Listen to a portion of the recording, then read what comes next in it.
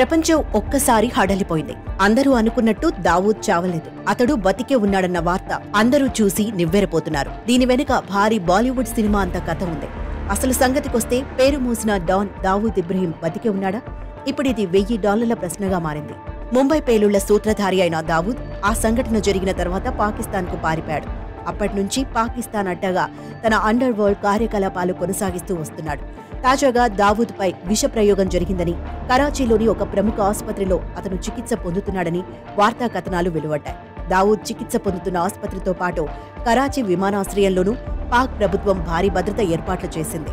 అయితే విష ప్రయోగం కారణంగా దావూద్ మరణించాడని, ఈ వార్తను పాక్ ప్రభుత్వం గోప్యంగా ఉంచిందని పుకార్లు మొదలయ్యాయి. ఈ నేపథ్యంలో దావూద్కు కుడిభుజంలా పనిచేసే అతని శిష్యుడు చోటా షకీల్ కీలకమైన వివరణ ఇచ్చాడు. ఒక ప్రముఖ పత్రికతో షకీల్ మాట్లాడుతూ దావూద్ మరణించాడన్న వార్తను కొట్టిపారేశాడు. దావూద్ 1000% ఆరోగ్యంగా ఉన్నాడని స్పష్టం చేశాడు. అంతేకాదు, అతనిపై విష ప్రయోగం జరగలేదని, అవన్నీ ఒట్టి పుకార్లేనని పేర్కొన్నాడు. పాకిస్తాన్లోని కరాచీలో underworld don Dawood Ibrahim ఆసుపత్రి పాలయ్యాడన్న వార్తల నేపథ్యంలో దావూద్కు అతని అనుచరుడు ఫరూఖ్కు మధ్య జరిగిన ఫోన్ సంభాషణ వెలుగు చూసింది. అందులో దావూద్ కరాచీలో అనుభవిస్తున్న రాజభోగాలు, విలాసవంతమైన జీవితం కనపడుతుంది. జెడ్డా నుంచి లూయిస్ విట్టన్ షూస్ తీసుకురమ్మని దావూద్ తన అనుచరుడికి చెప్పడం ఫోన్ సంభాషణలో వినిపించింది. దావూద్తో అనుచరుడు, నేను ప్రతి సమాజ్లో ప్రతి సందర్భంలో మీకోసం ప్రార్థిస్తున్నాను అని చెప్పడం వినిపించింది. పాకిస్తాన్ దావూద్ ఇబ్రహీంను కలుసుకోవాలన్న తన ఆలోచనను అనుచరుడు తెలియచేశాడు. రేపు శుక్రవారం ప్రార్థనల తర్వాత నేను మక్కా బయలుదేరతాను.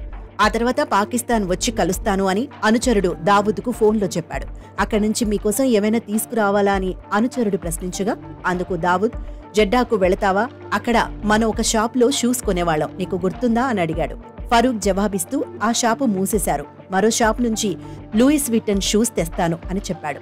తన షూస్ సైజ్ గురించి దావూద్ వివరాలు ఇస్తూ, నా షూస్ సైజ్ 42 లేదా నెంబర్ 9 అని తెలియజేయడంతో పాటు సైజు వ్యత్యాసాల గురించి వివరించాడు. ఈ ఫోన్ సంభాషణకు చెందిన ఆడియో క్లిప్ గురించి ఒక ఇంగ్లీష్ మీడియా గ్రూప్ వెల్లడించింది.